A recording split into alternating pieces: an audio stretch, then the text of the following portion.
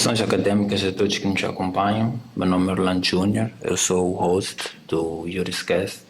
Esta aqui é uma plataforma de diálogo interdisciplinar no campo das ciências jurídicas. E hoje, como sempre, temos mais um convidado conceituadíssimo. Ele, que é formado em Direito pela Universidade de Trento, na Itália.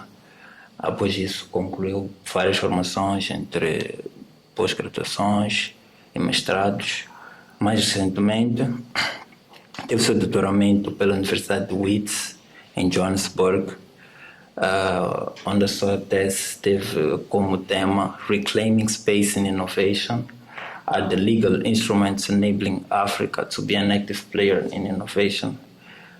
Discutiu a transferência de tecnologia, inovação e propriedade intelectual. É o primeiro diretor do Instituto de Propriedade Industrial. Foi o primeiro diretor do Instituto de Propriedade Intelectual. Foi também consultor na International Federation of Pharmaceutical Manufacturers Association e atualmente é Senior Advisor na EPO, European Patent Organization. Dr. Fernando Santos, seja bem-vindo ao Juriscast. Muito bom dia e muito obrigado por me convidar a participar destas conversas. Nós é que agradecemos. Antes de avançarmos a nossa entrevista, professor, na nossa investigação, né, eu percebi que a primeira formação que o professor teve em Direito foi na Itália. Pois. Antes disso já tinha formação numa outra área? Portanto, comecei os meus estudos de Direito em Moçambique. Portanto, na Universidade de Eduardo Mondlane. Mas depois tive a oportunidade de ir continuar os meus estudos fora do país e, portanto, fui continuar os estudos de Direito, mas já, portanto, na Itália. Sim. E não sou eu, várias pessoas que acompanham o Juriscast também são acadêmicas e há sempre aquela pequena ansiedade em estudar fora. Eu queria saber como é que foi quando foi à Itália já tinha domínio da língua, como é que foi o choque cultural e que dicas deixaria, né? Bom, digamos que a minha saída para fora do país, efetivamente, integra-se mais ou menos nesta vontade de conhecer tanto outras realidades. Devo dizer que o fato de eu ter iniciado os meus estudos em Moçambique foi muito bom porque pude testar, digamos assim, o nosso sistema, compreendê-lo e a oportunidade de ter estudado num outro país permitiu-me também fazer uma comparação e ver as grandes vantagens que havia. Claro, eu saí de Moçambique num período ainda muito difícil, portanto eu saí de Moçambique em 1993, o país estava a sair da guerra. Exato. E portanto muitas coisas não funcionavam. Mas concentrarmos, portanto, no nosso contexto, né, académico, a Faculdade de Direito, portanto, depois do encerramento, portanto, estava nas primeiras turmas, digamos assim. E havia muitas dificuldades, e as dificuldades eram, de um lado, das próprias infraestruturas, portanto, infelizmente, permanece essa situação. Dificuldades em termos de bibliografia, portanto, a biblioteca não tinha muitos livros, éramos 100 estudantes na turma e todos nós corríamos para os únicos 2 exemplares, 3 que havia na faculdade. Sim. Portanto, isso criou muitas dificuldades. Na altura, portanto, não havia, digamos, bibliografia moçambicana. Tudo que nós consultávamos era a bibliografia portuguesa. A própria legislação ainda estava numa fase embrionária e há muitas coisas que ainda dependíamos realmente de Portugal. Depois eram os próprios professores que não existiam, portanto não havia, digamos, moçambicanos capazes, portanto, de dar aulas em muitas áreas. Não havia professores moçambicanos. Portanto, tivemos professores portugueses, no âmbito de projetos de cooperação que a faculdade, a universidade tinha com a Universidade de Lisboa, e portanto passamos por isso. Então era uma situação muito difícil. Indo para um país avançado como é a Itália, e em particular em termos de direito, sendo ali, digamos, a origem de muitas das coisas, nós estamos num sistema romano-germânico, portanto, Sim.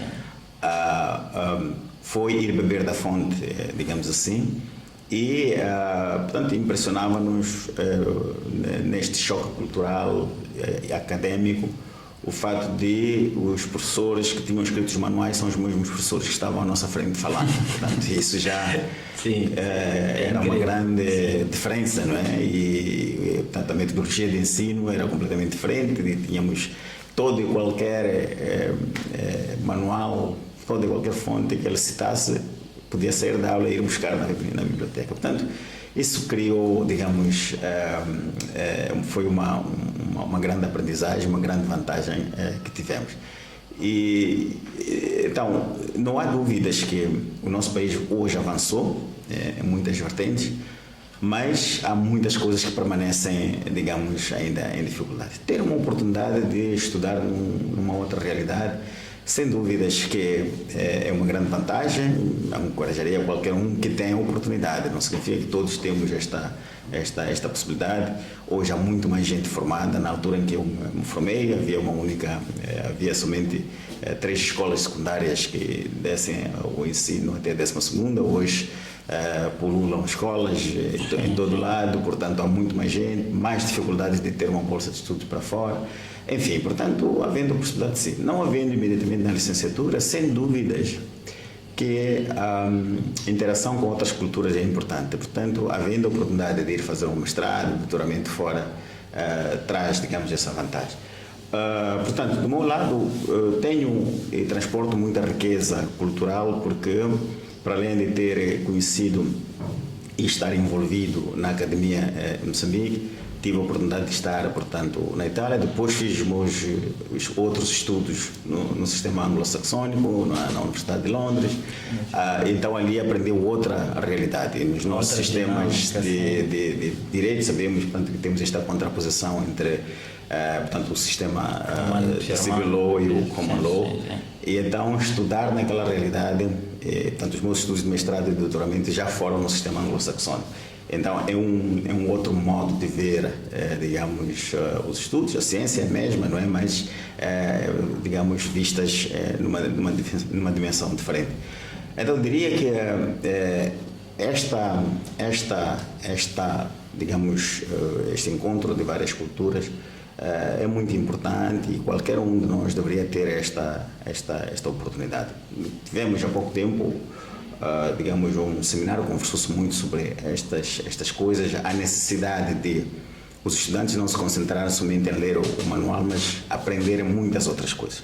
Portanto, um jurista tem que ser uma pessoa, digamos, que é rico em termos das várias coisas, porque, em particular, se alguém depois vai fazer, digamos, a magistratura, vai ter que resolver problemas que não são somente baseados na leitura dos códigos, mas no conhecimento da realidade prática que está lá fora. E os problemas vão vir de todos os quadrantes. Então é preciso que estejamos preparados para isso. Eu tenho um amigo que está a cursar medicina agora, e ele sempre diz que um técnico em medicina que só sabe medicina, nem medicina sabe. E acredito que o mesmo serve para o direito. Pois.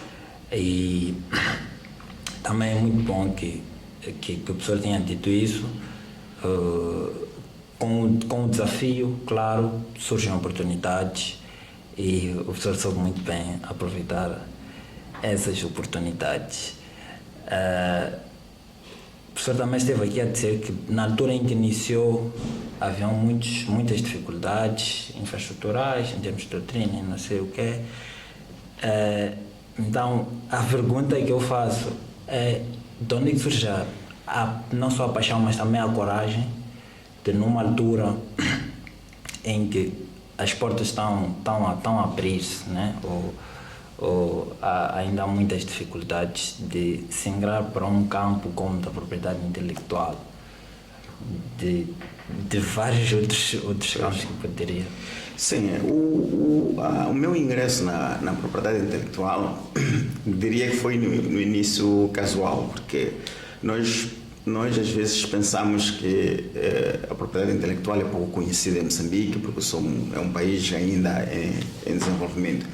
Mas não é só isso, portanto há uma série de fatores e há, digamos assim, um contexto histórico que nós temos que integrar tudo isto. Sim. A propriedade intelectual nem sempre foi conhecida em todo lado. Portanto, a propriedade intelectual existe desde o tempo em que existe, digamos, a criatividade humana. A criatividade humana nasce com o próprio homem. Mas a sistematização do sistema de propriedade intelectual acontece muito mais tarde, portanto, depois do tempo medieval.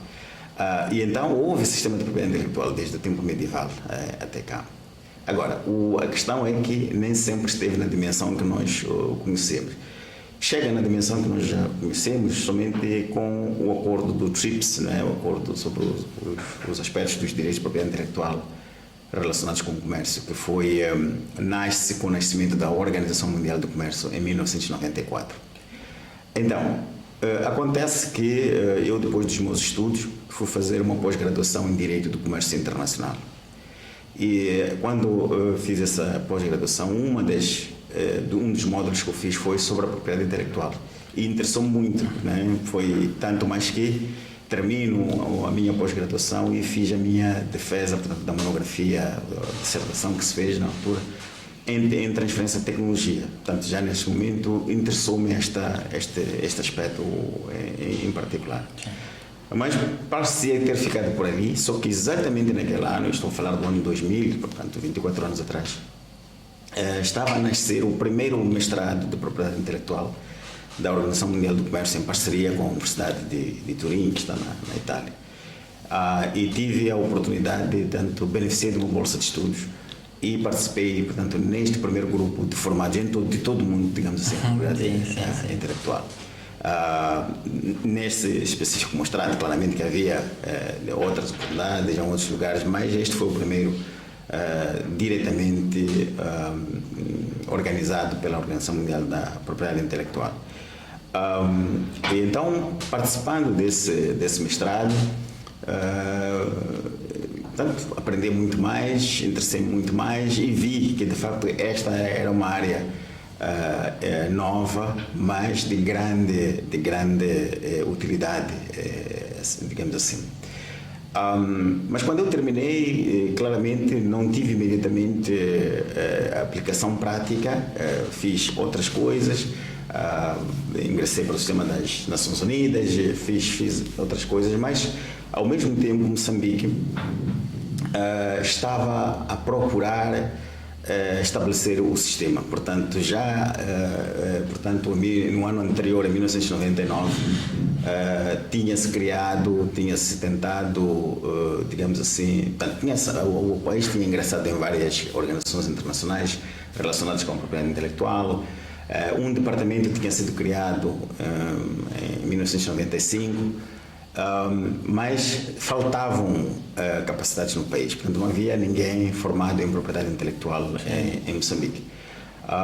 E por um acaso aconteceu que meus alunos, portanto num centro de formação das Nações Unidas onde eu trabalhava, souberam, portanto, que eu tinha, digamos, esta formação, este conhecimento, esta especialização em propriedade intelectual e portanto, solicitaram-me que eu voltasse para Moçambique para estabelecer e desenvolver, digamos assim, um sistema. O governo interessou-se muito na altura. Desculpa, docente. Nessa altura, o docente estava a lecionar num Centro Internacional de Formação da Organização Internacional do Trabalho. Muito bem. E então, nessa altura, o governo convidou-me para, digamos, apoiar o estabelecimento do sistema, porque estava-se a procurar estabelecer o Instituto de Propriedade Industrial. Então, regresso para Moçambique no ano de 2004. E, portanto, aceleramos este processo e estabelecemos, assim, o Instituto da Propriedade Industrial. Era uma área pouco conhecida, E o grande desafio, mesmo estando dentro do Ministério da Indústria e Comércio, era fazer compreender a todos os outros colegas, a direção do Ministério, todos os passos que tentávamos dar, tentar convencer o governo em várias situações que quiséssemos desenvolver algum projeto. E, portanto, foi um período desafiador, digamos assim. E foi necessário, de facto, uma certa coragem para abraçar uma área que ninguém compreendia. Assim. E desmistificá-la, tanto levar este tema para todos, ser conhecido por todos e aplicar. Digamos que as coisas andaram bastante bem, foi possível, digamos assim, atualizar e colocar portanto, na mesa a legislação necessária, implementar, criar o sistema, torná-lo mais eficaz e rapidamente, digamos, transformar o que já se tinha feito dentro de um departamento pequeno e crescer no contexto numa escala maior, procurando abarcar o país todo, procurando facilitar os procedimentos, porque, em particular, o registro dos direitos de propriedade industrial é algo que interessa muito aos países mais avançados. Eles, quando, portanto, querem investir num outro país, querem ter certeza que os direitos deles serão protegidos, portanto, era preciso criar um sistema fiável para os investidores estrangeiros e fiável para o processo de atribuição desses direitos, da tutela desses direitos. Então, este era todo um desafio que havia. Portanto, foi possível em poucos anos, digamos assim, criar de facto este sistema fiável que realmente tornou Moçambique uma referência na área da propriedade intelectual. E eventualmente isso depois ditou também a minha carreira mais adiante, porque claramente com o trabalho que tinha sido feito, depois recebi novos desafios e tive que voltar a certo país para depois ir dirigir a organização africana, onde também havia mesmos desafios, que, digamos assim, havia dificuldade de implementar o sistema de propriedade intelectual. E aí também, portanto, avançamos bastante no período em que lá estive na Organização Africana Regional da Propriedade Intelectual no Zimbábue. Na Aripo. E aí também havia desafios de caráter infraestrutural, de caráter de organizacional, administrativo, e aí também tivemos muitos progressos, porque foi possível construir uma infraestrutura que é uma referência hoje em Harare e também desenvolver processos que estão a permitir, digamos assim, que a organização continue a fluir como ela está. Enfim, a história, digamos assim, da minha carreira na área da propriedade intelectual confunde-se também, digamos assim, com o desenvolvimento do sistema, quer em Moçambique, quer no continente africano. E devo dizer que, pronto, não é todo o meu mérito, mas foi o fato de ter estado no lugar certo, no momento certo, ter utilizado as oportunidades que apareceram, digamos assim. Sim, afinal, o que mais nós podemos fazer é aproveitar as oportunidades. E também é engraçado, porque o professor, para além de trabalhar no outro lado, no lado mais administrativo, né? Das criações também, vamos dizer assim, o professor também é autor, tem obras publicadas e na classe artística nós temos muito a questão dos royalties, vamos dizer, ownership também, e como é que o professor vê essa questão num contexto mais moçambicano?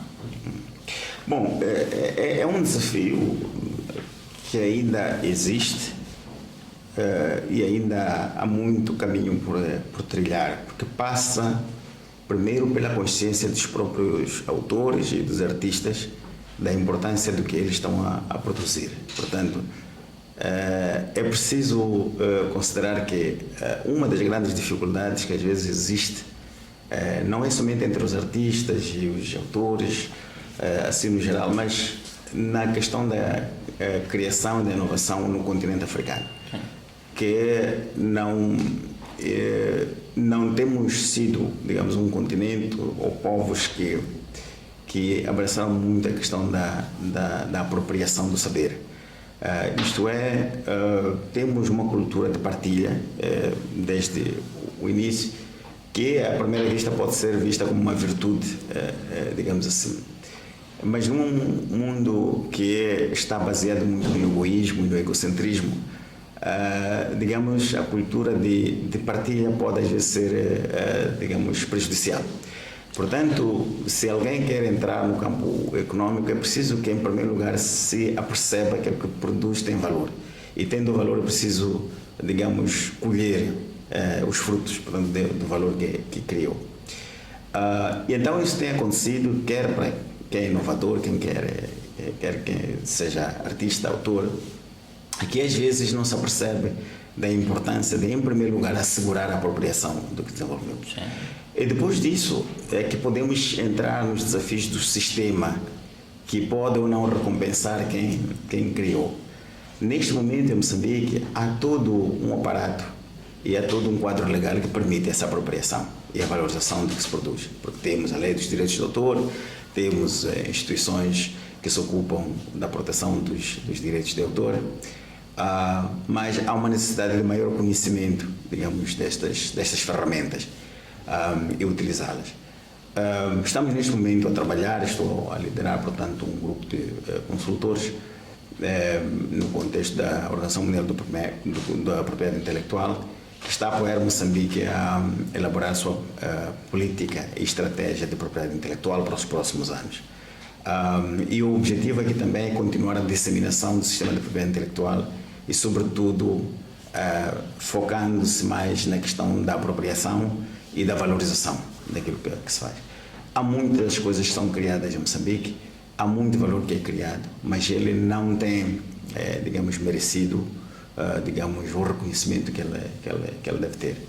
Então, é preciso continuar a trabalhar com os autores para que, efetivamente, saibam o valor do que fazem e usar as ferramentas existentes para tirar partido. Os royalties, eles, do que quer que seja, eles provêm do facto de alguém entender que é um valor naquilo que nós fizemos. E depois disso é preciso que haja mecanismos, portanto, para colher isso. Instituições como a SOMAS, que é aquele que, no caso dos autores, de artistas, deveria coletar, digamos assim, as compensações que deviam ser dadas quando se utilizam os trabalhos. Tem que ser mais dinâmico, tem que ser mais presente no país, tem de ser mais interventivo para poder, digamos assim, reclamar o que é necessário. E é necessário que depois saiba redistribuir o que faz, portanto, aos autores. Então, estas situações todas devem continuar a merecer, digamos, a atenção de todos, do governo e dos próprios artistas. Sim. O professor falou da SOMAS, né? Que não poderia especificar exatamente, né? Mas em linhas gerais é a autoridade que de certa forma tem a incumbência de recolher os royalties e a revenue que é gerada, né, pelas obras, sejam literárias, sejam artísticas, né, e depois fazer a redistribuição para os seus efetivos donos, que são os artistas nesse caso. Nós é notório, né, a dificuldade que eles têm em fazer isso. Só para dar um exemplo, quando nós entramos nas lojas, numa loja de roupa, eles estão a tocar uma música lá de quem seja. O artista, que é proprietário dessa música, tem direito a algum vamos dizer, royalty, né? Mas num contexto moçambicano eu percebo que temos problemas infraestruturais muito profundos. Eu não sei como é que nós poderíamos dinamizar mais essa parte da colheita dos royalties. Sim. Não, mais uma vez, eu quero partir mesmo do reconhecimento do valor dos trabalhos dos artistas. Em termos concretos, a Somas o que enfrenta? Enfrenta uma situação em que sabe a quem deveria cobrar pela utilização dos direitos. Sim. Mas essas entidades que deveriam, portanto, responder a isso, elas resistem ao pagamento. Portanto, eles não veem porque é que têm que pagar, o que significa a falta de sensibilidade sobre a importância disso. Mas é preciso mostrar, portanto, às pessoas que não existe televisão e não existe rádio se não houver música. Imaginem uma rádio e uma televisão se não houvesse som, se não houvesse música. Então, esta consciência tem de ser criada. Neste momento, a Somas procura fazer acordos com todas as rádios de televisão, que são várias, agora são muitas neste momento. Sim. Não é? E esse é o ponto de começo. Rádios e televisão é o ponto de partida, porque esses são os primeiros consumidores, digamos assim, da música. Mas neste momento são muito poucos que eles pagam. Portanto, há números concretos que nos foram fornecidos no trabalho que estamos a fazer para a estratégia da propriedade intelectual. E mesmo os que assinaram acordos com a Somas, portanto, estão há meses, estão há anos, alguns sem pagar, portanto, a compensação que devia ser dada. A Somas, por sua vez, tem dificuldades de fazer a partilha, porque não há nada para partilhar, digamos assim. Sim. Agora, não são só as rádios e a televisão que devem pagar os direitos. Como disse, as lojas, não é? São lugares públicos, são os hotéis, são os restaurantes, sim, são os transportes públicos. Exato. Todos esses deveriam pagar, portanto, pela utilização das músicas. Enquanto isso não acontecer, a Somas não tem nada que partilhar, porque não há nada que se possa fazer. Depois tem outra vertente, que é claro que a Somas também tem de se empenhar em desenvolver parcerias internacionais, porque a música moçambicana não é consumida somente em Moçambique, mas também em outros países. É preciso que vá para esses países e assine acordos de reciprocidade com as sociedades de gestão coletiva desses países, que é para recolher, portanto, o que lhe é devido pela utilização da música moçambicana nesses países, de modo a devolver aos artistas. Portanto, em geral, há um problema grave de sensibilização, há um problema grave, portanto, de falta de conhecimento daquilo que é o sistema dos direitos de autor, para que estes possam dar proventos. E enquanto isso não acontecer, digamos que os artistas moçambicanos continuarão aqueles que ficam famosos, mas morrem pobres. E só nos lembramos dele quando é dia de funeral, que temos que contribuir para comprar, digamos, o caixão. E não devia ser, porque se nós olharmos para os países onde os sistemas funcionam, os artistas morrem ricos, que a guerra é depois a partilha da herança. No nosso país, tanto quando abraçam a carreira artística é como se fosse uma sentença, digamos, de pobreza, que não deveria ser. Exatamente. Acho que também um outro desafio passa pela própria industrialização das indústrias criativas. Sim, pode prosseguir, professor. Não, sem dúvidas que há uma necessidade de um maior desenvolvimento das indústrias criativas, e eu devo dizer que, quanto a isso, o governo tem feito muito trabalho muito interessante. Só para olhar para o que tem vindo a acontecer, nós temos já um Instituto Nacional que deixou de ser um Instituto Nacional do Livro e do Disco, que se baseava, portanto, em objetos físicos, em coisa concreta, o registro dessas coisas. Portanto, esta visão foi abandonada. Portanto, o governo olha para o campo artístico como o campo dos livros e dos discos, mas olha para o campo artístico, para essa área, como a área das indústrias culturais e criativas, e por isso criou um Instituto Nacional de Indústrias Culturais e Criativas. Tem uma direção nacional, né, das indústrias culturais e criativas. Portanto, o governo já olha para este setor como uma indústria. E ele é uma indústria de verdade, porque foram feitos estudos, digamos, em vários países do mundo, incluindo em países africanos, e a contribuição das indústrias culturais e criativas é significativa no contexto da economia dos países. Em África, os estudos feitos mostram que de 4 a 5% do produto interno bruto resulta das indústrias culturais e criativas. Esses números não estão longe do que, digamos, acontece também em Moçambique. Portanto, em Moçambique também a contribuição das indústrias culturais é significativa. Então, o governo já olha para este setor desta maneira. Há também, digamos, muita dinâmica no setor.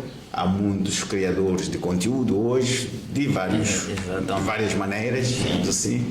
Então, eu creio que é uma área que está a avançar bastante bem. Agora, é claro que este setor, quando ele estava a procurar posicionar-se, tal como está a procurar posicionar-se, está a procurar compreender como funciona o sistema da propriedade intelectual, como tirar partido e assim por diante, ele enfrenta agora um outro desafio, que foi esta migração do campo físico para o campo digital. Portanto, estamos na era digital e este setor foi um dos que mais sofreu também. E, portanto, encontramos numa fase em que agora o inimigo é invisível, porque digamos que a questão os trabalhos são feitos e eles são despejados na internet, onde reina a selva, digamos assim, e onde as regras não existem. Quem não está preparado sai a perder também com este novo desafio da era digital. Exatamente. O professor tocou num ponto muito importante, que é o dilema da propriedade intelectual, né? Numa era digital. Certamente que a internet trouxe consigo várias oportunidades, mas eu acredito que também fica mais difícil ter o controle por parte dos próprios artistas, né? De onde é que a sua obra vai parar? Porque muitas vezes o simples fato de nós fazermos uma partilha pode ser podemos estar a infringir o direito de trem. Muito bem, doutor. E agora vamos prosseguir com a nossa entrevista. Eu sei que o tema, a tese de doutoramento do doutor e também a formação do doutor, assim, de uma forma geral, tem uma ligação muito forte com a inovação. E nós não podemos falar de inovação sem falar de startups, né? Que, ao meu ver, não são dadas, pelo menos aqui em Moçambique, as condições e a importância que elas realmente têm. Como é que vê essa situação, ou como é que o professor, que solução o professor vê, que avaliação o professor faz, né, do panorama econômico e social de Moçambique, para que nós possamos ter verdadeiras startups? Porque se nós olharmos para startups, não são empresas num sentido tão rígido, porque elas dependem muito do financiamento. São mais ideias que precisam de ser dadas.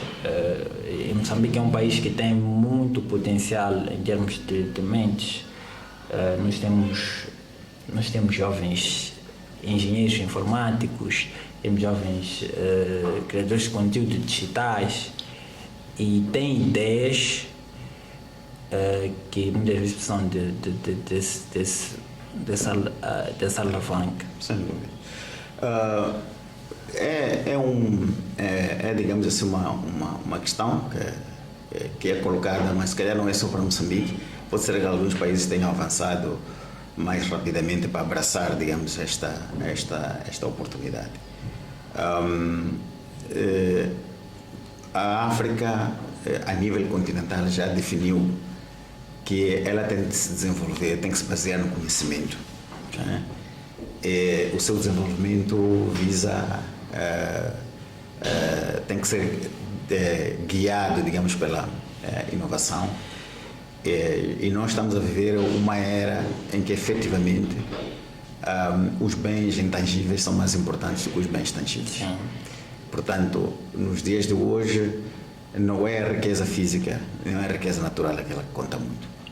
O nosso país é rico em termos de bens naturais, de recursos naturais, mas hoje nós temos muitos exemplos concretos de países que não têm recursos naturais, mas que são mais ricos, não é? Porque eles utilizam o conhecimento. Exatamente. Então, o nosso país é duplamente,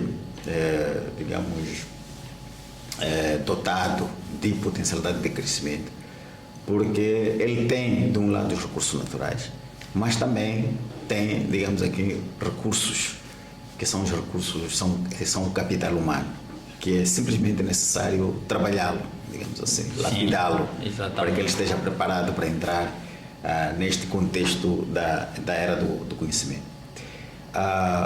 O nosso país também tem, digamos, esta pirâmide, digamos assim, em termos populacionais, que mostra, portanto, que, digamos, a base é maior, digamos assim, do que o resto. Então, nós temos muitos jovens e é preciso explorar este dividendo demográfico. Estes jovens não devem ser um peso para a sociedade, mas eles devem ser, digamos, um recurso para o desenvolvimento da sociedade. E ainda bem que, digamos, esses jovens hoje estão cada vez menos amarrados à ideia do trabalho, do emprego, de serem empregados, mas à ideia de eles mesmos criarem as suas próprias coisas com base no conhecimento que eles têm. Então, ao se formarem, hoje os jovens, muitos deles, vemos, não estão muito interessados em procurar um emprego, mas querem aplicar o que eles aprenderam.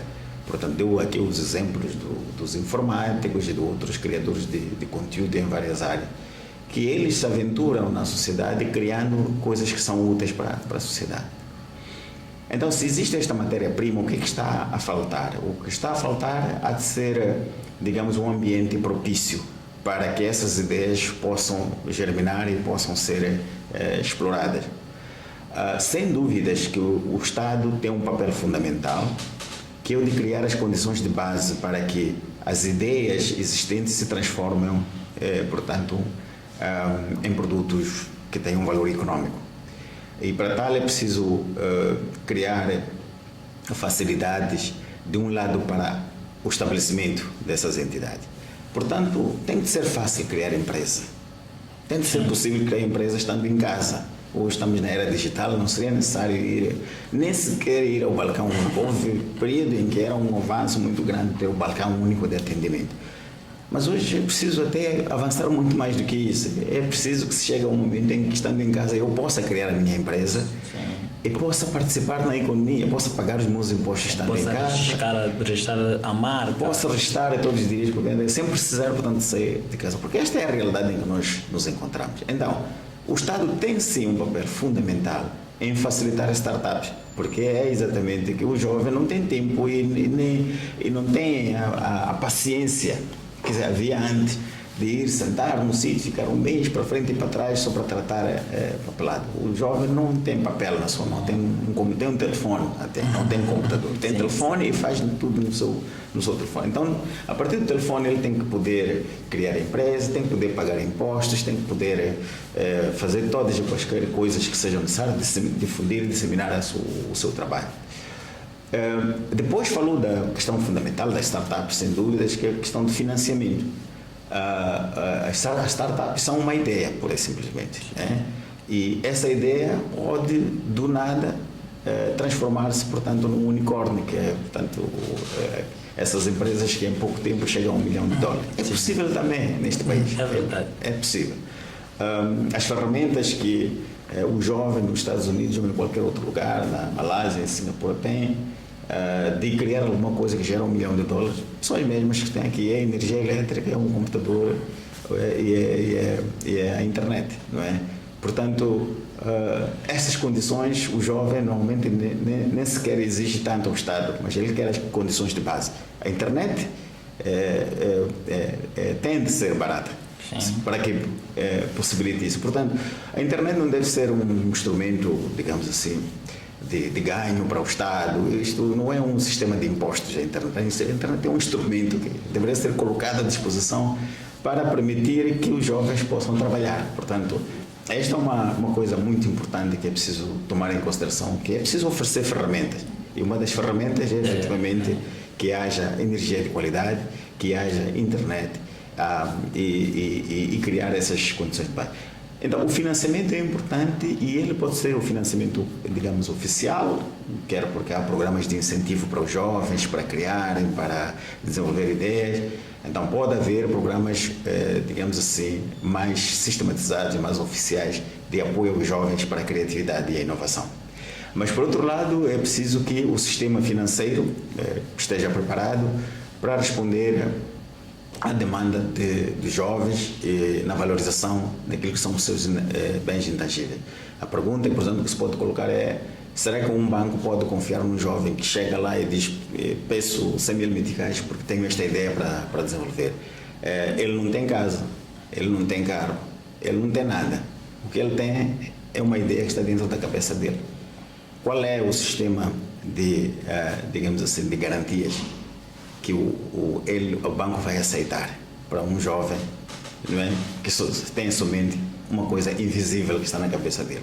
Portanto, o sistema financeiro tem que estar preparado para isso. Sim. Saber investir em ideias e aceitar isso. Então, muitas vezes pode ser que o banco, em termos oficiais, tenha também dificuldades de fazer isso, mas nos outros países estamos habituados ao fato de existirem os investidores, não é? Portanto, os angel investors, o venture capital e assim por diante. Portanto, indivíduos que têm um dinheiro à disposição e estão disponíveis em investir esse dinheiro em alguém que traga uma ideia que parece inovadora. E eles arriscam. Portanto, eles arriscam nessa ideia. Então, por vezes, podem arriscar pouco e ganhar muito dinheiro em pouco tempo. Então, é preciso que haja também essa possibilidade de o próprio setor privado ter capacidade de fazer isso. E parece que estejam a acontecer algumas coisas, embora não muito conhecidas. Encontrei-me, por acaso, ontem com algum jovem que disse que está exatamente a investir nesse tipo de coisas. Deixou um emprego formal no banco e está a trabalhar em esquemas de financiamento. Nós estamos a falar de esquemas fraudulentos ou ilegais, mas exatamente de indivíduos que estão a apostar em ideias que andam por aí. Uma espécie de startup fund, exatamente. Né? Sim. Então, esses fundos todos têm de estar à disposição. Então, creio que é isto que é necessário que o país tenha, mas ele precisa de uma mudança cultural. Portanto, deixar de olhar, portanto, para a potencialidade de gerar riqueza através de bens físicos, através de mecanismos burocratizados, mas avançar para, digamos, métodos novos que existem. Certamente, porque também as indústrias, não indústrias, as economias mais desenvolvidas são aquelas que têm como base mais os serviços do que, vamos dizer, a produção agrícola e por aí fora. Muito bem. O professor, para além de ter trabalhado com o Instituto de Propriedade Industrial, também foi consultor na International Federation of Pharmaceutical Manufacturers Association, e eu gostaria de perguntar ao professor como é que vê o dilema que ao meu ver é mais um dilema ético, né? Da propriedade intelectual no setor farmacêutico. Pois, poderíamos até voltarmos à nossa conversa, que as suas conversas são essencialmente de direito também. Sim. Talvez começar por aí. Publiquei um artigo na revista do Conselho Constitucional, o Guardião, em que eu abordei exatamente esta questão. Sim. E o dilema é, se nós olharmos a ele nessa perspectiva, da existência de dois direitos constitucionalmente consagrados. Sim. O direito de propriedade e o direito à saúde, não é? Os dois estão na Constituição. Então, estivemos aqui a falar da importância da apropriação do saber, não é? Então é um direito de propriedade. Quem tem esse direito tem todos os... olhamos há pouco tempo a questão dos artistas e dissemos que era justo que os artistas, ao produzirem, se devem apropriar do que eles produzem. Sim, sim. Então não vamos nos esquecer disso quando nós passamos para a área farmacêutica. O ponto é o mesmo. A indústria farmacêutica investe muito dinheiro para produzir medicamentos. É uma das indústrias mais arriscadas que existe no mundo. Porque para a produção de um único medicamento, os tempos a que estávamos habituados, isso só mudou neste momento e é novo, ainda não sabemos integralmente como é que isto vai mudar, o panorama da pesquisa e desenvolvimento da indústria farmacêutica só mudou no caso da vacina do Covid, Sim. que levou meses a ser lançada no mercado, a ser produzida e lançada no mercado. Mas nós estamos habituados e sabemos que a produção do medicamento leva no mínimo 10 anos, qualquer que seja. Portanto, há um investimento, não é, de anos e anos de pesquisa, de testes, de uma série de coisas, até que um medicamento seja colocado na farmácia. E a percentagem de perda e de morte neste processo todo é muito grande. Isto é, a maior parte das pesquisas que começam não tiram resultado. Portanto, uma boa parte dos medicamentos que se procuram produzir, não é? Alguns até vão ao estágio em que já são testados, não é? Já passaram de testagem laboratorial, testagem de todo tipo, e quando entram no ser humano, depois descobre-se que eles são letais e não podem ser continuados, e são abandonados àquele nível. E já passaram 9, 10 anos ou mais. Investiu-se muito dinheiro e perdeu-se todo esse dinheiro, ficou perdido. Então, do mesmo modo como falávamos com os artistas, há um direito de propriedade, não é? Que cabe, portanto, a quem faz todo esse investimento para depois, digamos, na esperança de colher frutos mais para diante. E então, já tive numa ocasião uma conversa com uma indústria farmacêutica baseada em Basilea, na Suíça, e falava com eles. Eu estava na sala, mais de 200 juristas, advogados deles, por todo o mundo, e dizia: bem, a África o que está à espera é que a vossa indústria fique mais humana. E a reação deles foi: quem é outra pessoa que acorda todos os dias e vai tratar da questão de encontrar medicamentos para curar pessoas, para curar doenças? Portanto, o objetivo da indústria farmacêutica todos os dias é simplesmente encontrar essas soluções para mitigar a dor no mundo. Não é assim como nós vemos a indústria farmacêutica. Nós vemos ela, aquela que efetivamente produz medicamentos, guarda para ela e tira quando quer, escolhe quer a maior margem de lucro. E quer a maior margem de lucro. Esta é a imagem que nós temos da indústria farmacêutica. Portanto, pode haver oportunismo, sem dúvidas, pode haver oportunismo, mas nós estamos a começar, portanto, desta ideia que nós estamos a tratar aqui de um direito criado artificialmente, isto é, no sentido de que eles é que desenvolveram alguma coisa que agora é... Do outro lado da balança está o direito à saúde, que está também constitucionalmente consagrado. O direito à vida está também constitucionalmente consagrado. Então, quem está a reclamar o direito à saúde, ele não quer saber de onde é que aquilo que ele precisa veio e qual é o esforço que foi feito. Ele tem um direito que está consagrado constitucionalmente e quer ter acesso. Sim. Então, vem aqui a ideia do acesso aos medicamentos. E o Estado que está no meio disso encontra-se no dilema de procurar saber se sacrifica o direito de propriedade para satisfazer o direito à saúde ou respeita o direito de propriedade, portanto, em detrimento do direito à saúde. Nisto tudo, claramente, não há uma única resposta. É preciso encontrar mecanismos para balançar isto, o acordo do TRIPS, notando que havia esta situação, tem lá algumas normas que, digamos, procuram acautelar a possibilidade de o Estado, em alguns momentos, poder sacrificar o direito de propriedade em prol do direito à saúde. O Estado tem a liberdade de, em alguns momentos, nacionalizar, digamos, o direito de patente sobre um certo fármaco para poder satisfazer o direito à saúde. Agora, há uma coisa muito importante. O Estado tem meios para fazer isso. Ele pode, digamos assim, sacrificar o direito à propriedade. Estamos aqui a falar do direito à patente para proteger o direito à saúde. E faz isso, portanto, emitindo licenças compulsórias e assim por diante.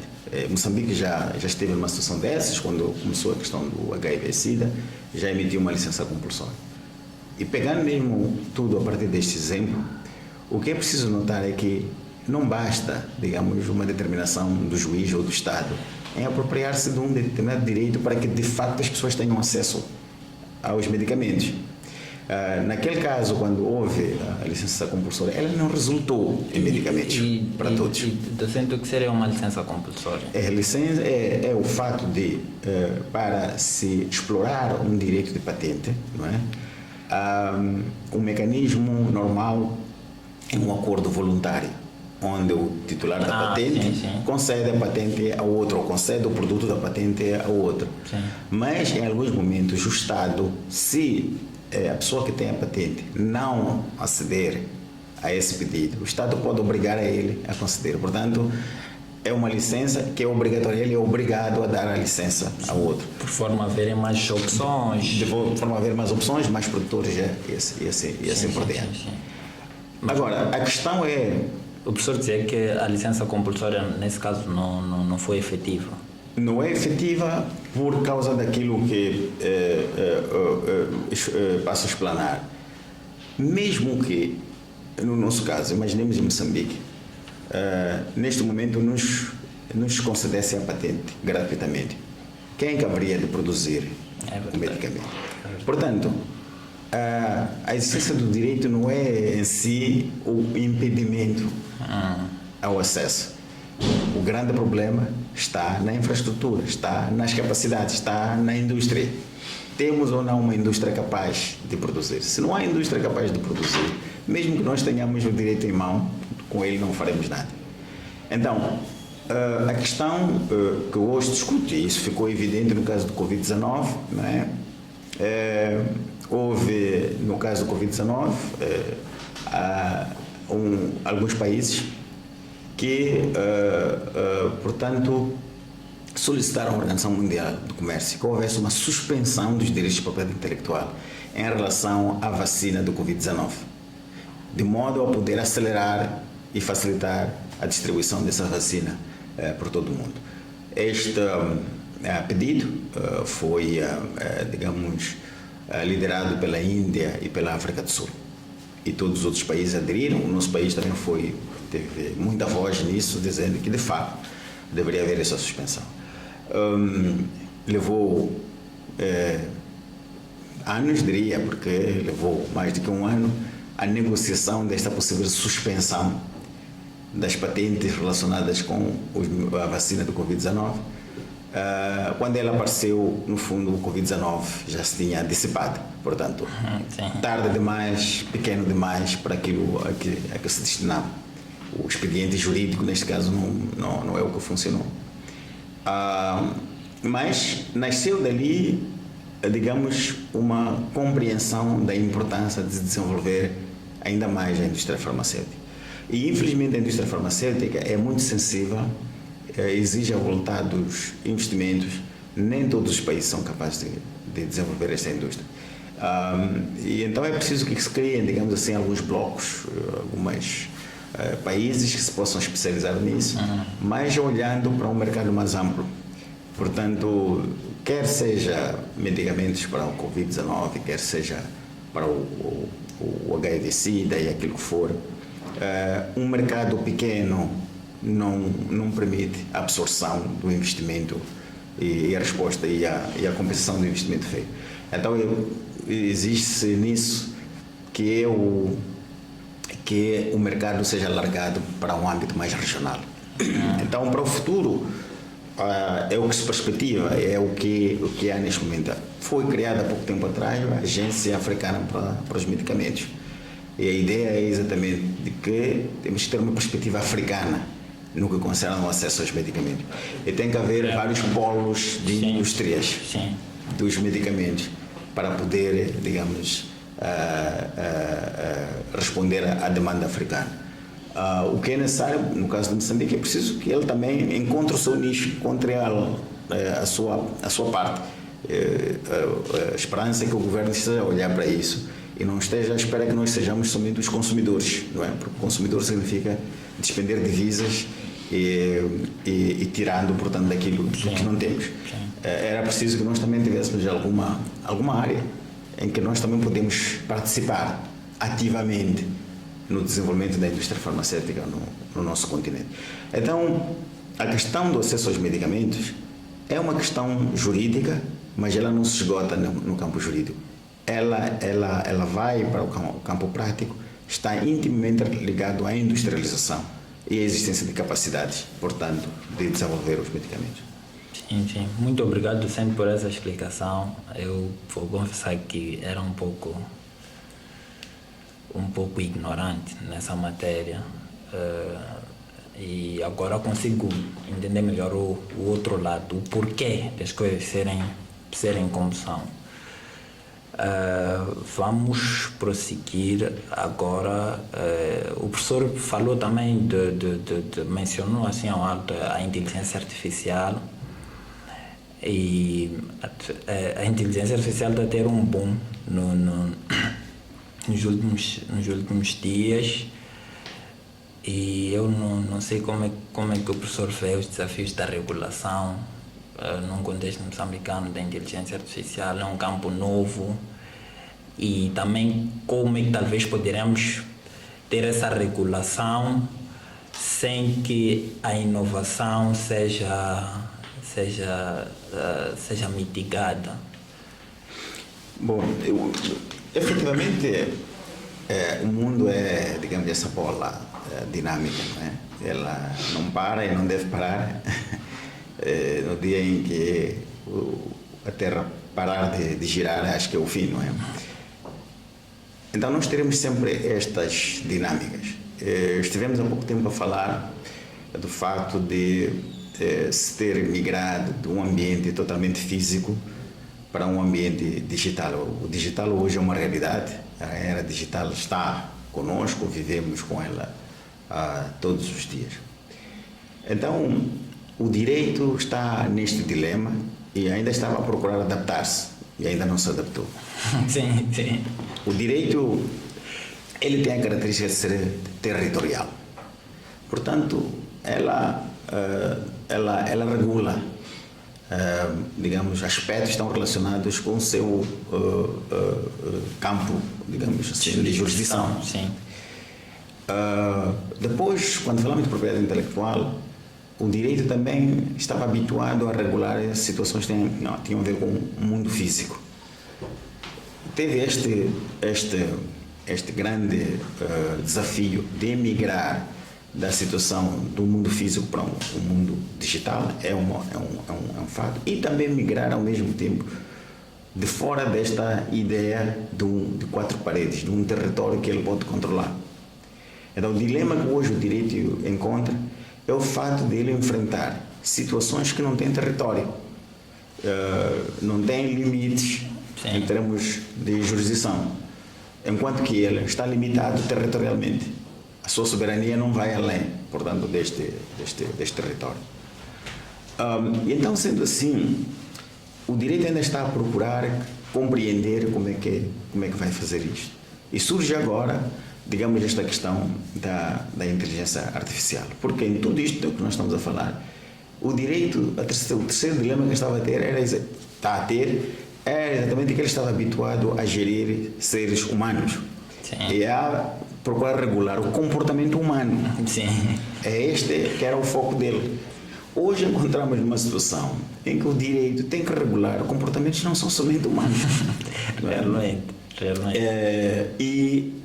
Então, a inteligência artificial surge, digamos assim, como uma ameaça porque estamos a regulamentar algo, digamos assim, que nós não sabemos qual é ainda a sua verdadeira dimensão. Mas eu não quero ser pessimista em relação à inteligência artificial. É importante que também olhemos para a inteligência artificial como uma oportunidade. Sim. Então, o desafio da regulação, como disse, é de um lado o de, digamos assim, regular a necessidade que existe de regular este novo fenómeno, mas sem cercear, digamos assim, os direitos e as oportunidades que este mesmo mecanismo nos proporciona. Há questões éticas que têm de ser consideradas e isso é muito importante que seja tomado em consideração.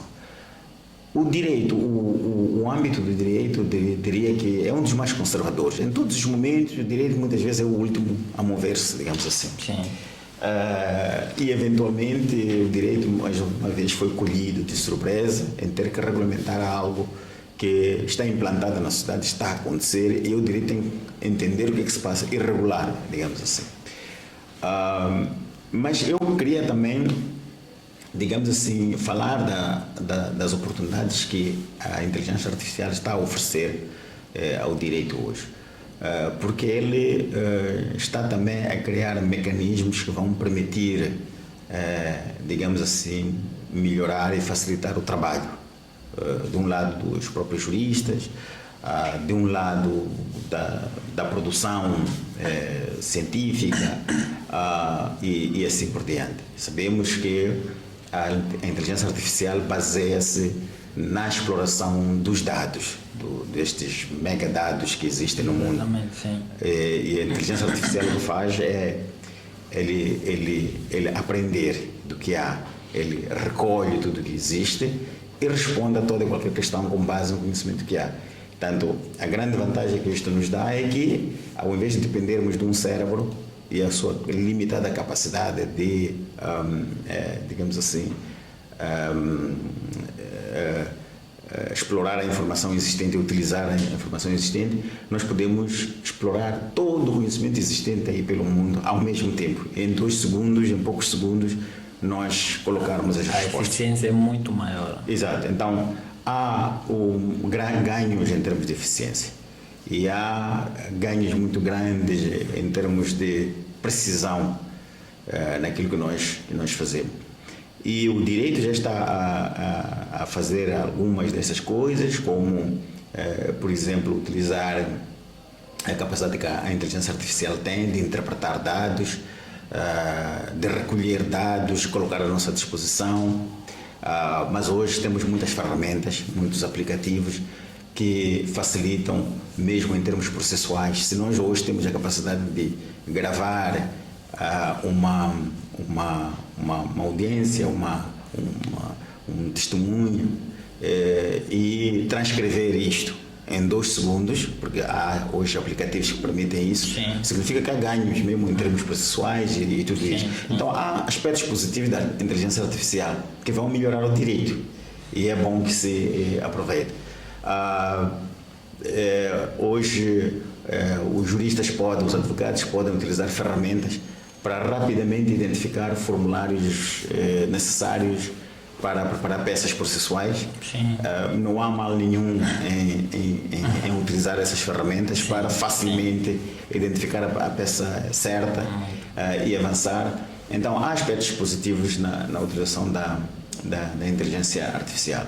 Em termos de regulação, é um desafio de todo mundo. Por aquilo que eu sei, mesmo a Europa só regulamentou há pouco tempo.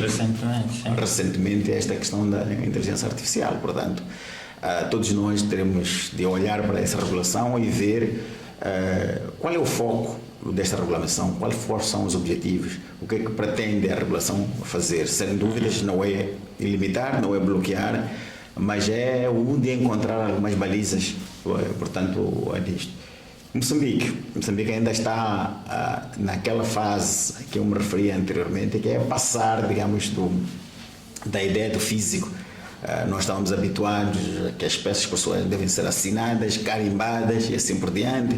A transcrição era feita dentro da sala de julgamento pelo escrivão que víamos ali a datilografar, e é isso que fazia fé.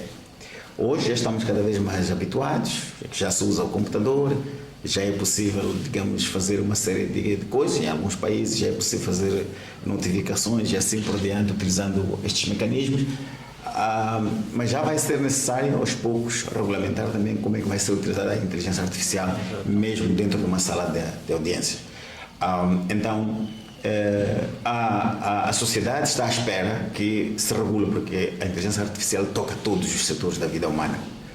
Então, vai ser necessário que nós olhemos para como vai ser regulada, digamos, a inteligência artificial para que seja benéfica para a sociedade, olha para os aspectos éticos e assim por diante. É um desafio, sim, mas eu tenho a certeza que, mais uma vez, o direito vai conseguir adaptar-se e vai poder ser protagonista mesmo nesta fase.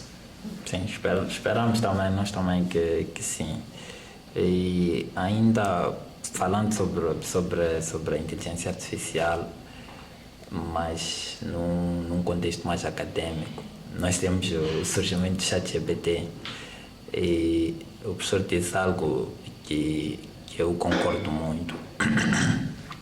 Quando falou o auxílio destes modelos de linguagem, né?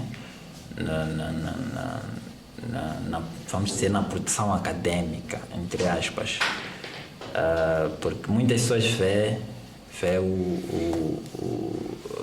os modelos de linguagem como inimigo, mas mesmo que ele seja o inimigo, ele é mais forte que nós. Então nós temos que ver formas de integrar os próprios modelos de linguagem, o ChatGPT e por aí fora, integrar no contexto acadêmico. É um desafio, né? Mas espero que vamos conseguir. Prosseguindo com a nossa conversa,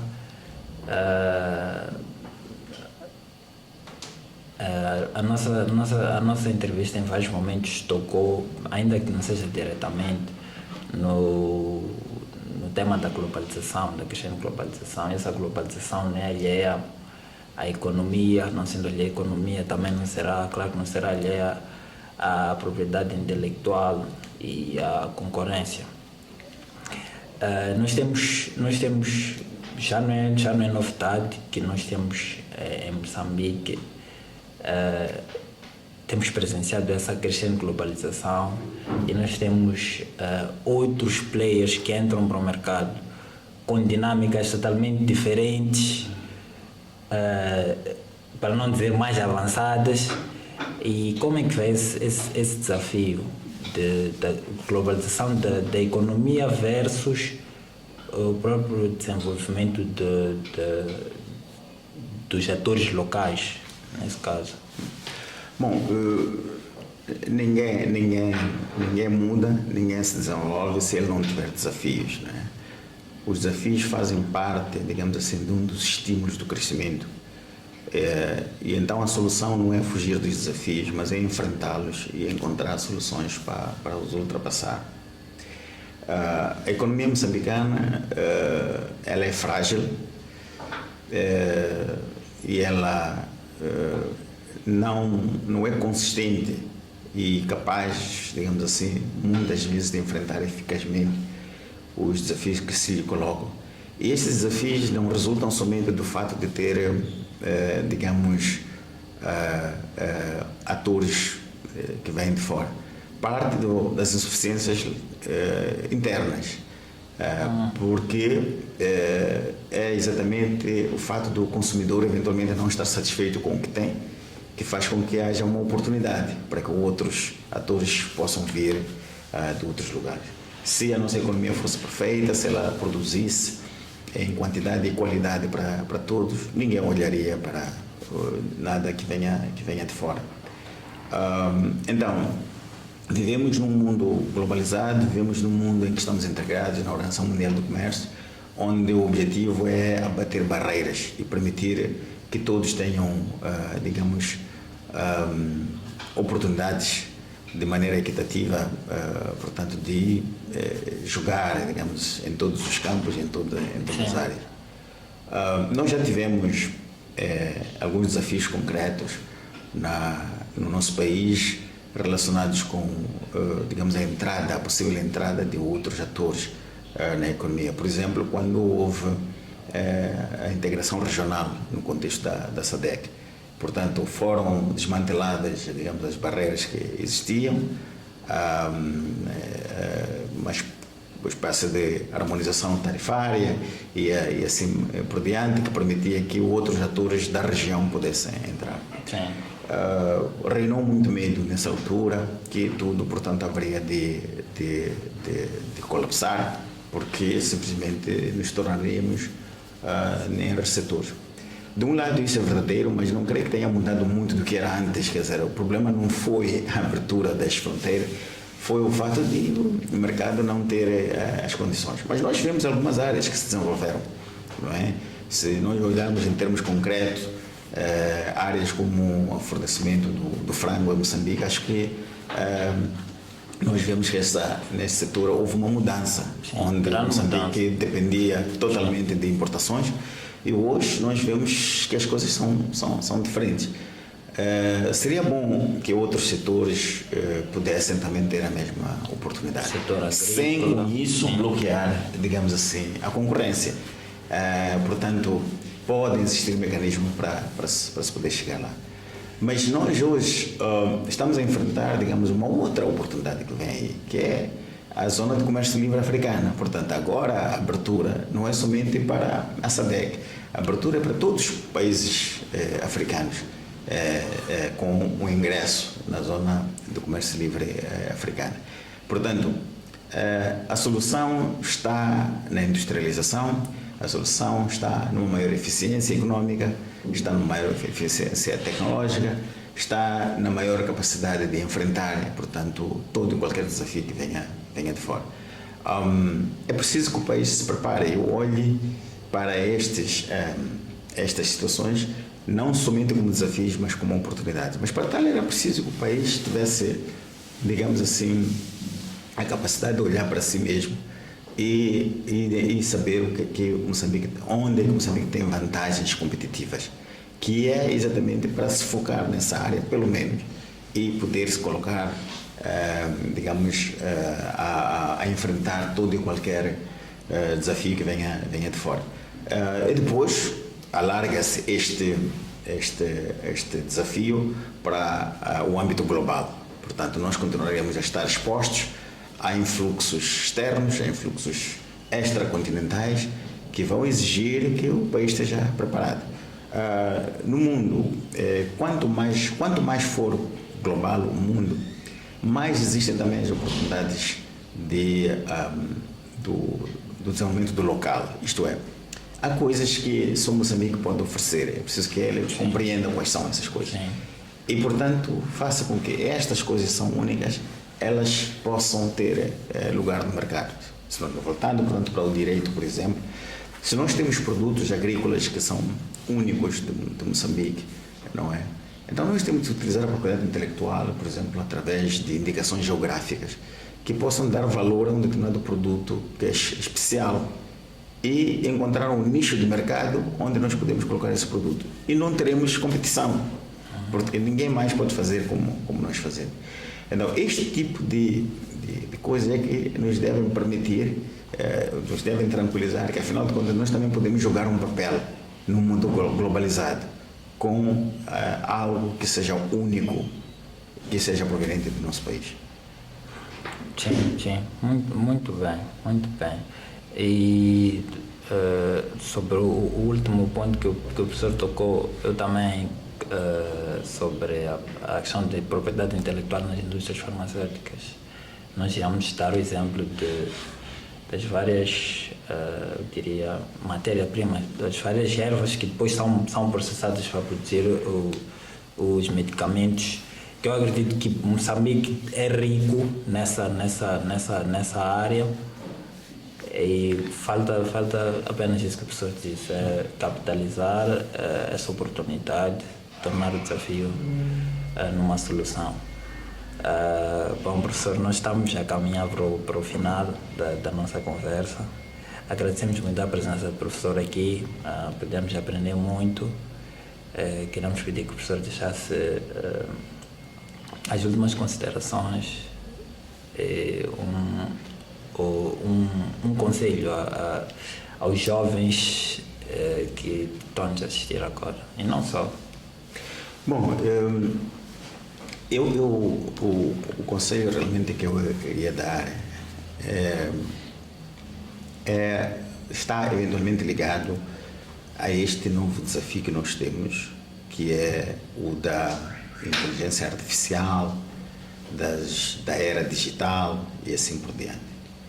Começamos a nossa conversa dizendo que nós começamos a estudar num contexto onde nós não tínhamos fontes para estudar. Portanto, 2 manuais na biblioteca, que não saíam da biblioteca, serviam para 100 estudantes. E nós, nessa altura, conseguimos a nosso modo, ir colher este conhecimento que estava naquele único manual, naqueles 2 manuais que estavam lá. Hoje o estudante enfrenta um dilema contrário, excesso de recursos. E esse excesso de recursos que existe, que são proporcionados, portanto, pela internet, pelo mundo digital, deveriam ser aproveitados. Portanto, hoje o estudante deveria ser mais inteligente do que eram os estudantes de antes, porque ele tem acesso a toda esta informação. E, infelizmente, o paradoxo que nós estamos a ver é que o estudante está a ficar cada vez mais preguiçoso, isto é, estuda cada vez menos e quer soluções fáceis. A inteligência artificial, por exemplo, ela devia ser uma grande vantagem para todos, porque ela permite nós recolhermos conhecimento em tempo recorde. Mas se nós não tivermos o cuidado de utilizar adequadamente a inteligência artificial, vai ser mais um elemento de preguiça, não é? A inteligência artificial só pode ser usada por uma pessoa que é muito inteligente, para que ela seja benéfica. Uma pessoa que não sabe nada não vai aprender com a inteligência artificial. Sim. Então, é muito importante que nós primemos pela procura e pela sede, pelo saber. E vamos aproveitar as oportunidades que a era digital nos concede. Então, o meu grande conselho é que os estudantes devem estudar mais. Portanto, devem estudar mais do que estudamos nós no passado. Nós tínhamos um manual concreto que devíamos estudar. O estudante de hoje não, já não está limitado a um manual que está ali, porque ele pode ter acesso a várias outras coisas ao mesmo tempo. Então, é importante que explore isso, para que um dia as máquinas não nos substituam completamente, porque a andar assim, portanto, um dia serão as máquinas a dizer o que nós vamos fazer. E, efetivamente, já está a acontecer isso, porque as pessoas hoje dependem do que a inteligência artificial lhes diz para saber, não é? Então, é a inteligência artificial que ensina os homens o que devem saber, e devia ser o contrário. São os homens que devem ensinar a inteligência artificial aquilo que ele deve aprender e o que nós queremos que ele faça. Então, é muito importante que, digamos, os estudantes explorem melhor os recursos existentes e estudem mais. E depois disso, aplicar isto, serem proativos. Portanto, todos aqueles que se formam devem ser dinâmicos e devem ser proativos na sociedade, para eles também serem produtores de conteúdos, serem eles também aqueles que vão administrar os conteúdos, serem aqueles que vão regular estes conteúdos e assim por diante. O juiz de amanhã tem de ser muito esperto, o advogado de amanhã tem de ser muito esperto. E para tal é preciso que ele seja proativo, leia mais, aprenda mais e pesquise mais. E nós, dessa maneira, teremos uma sociedade mais rica em termos de conhecimento. Muito bem. O professor deixou ficar aí o seu contributo. Espero que as pessoas que nos acompanham tenham aprendido tanto quanto eu aprendi e ficamos nós com mais uma edição do Yuriscast.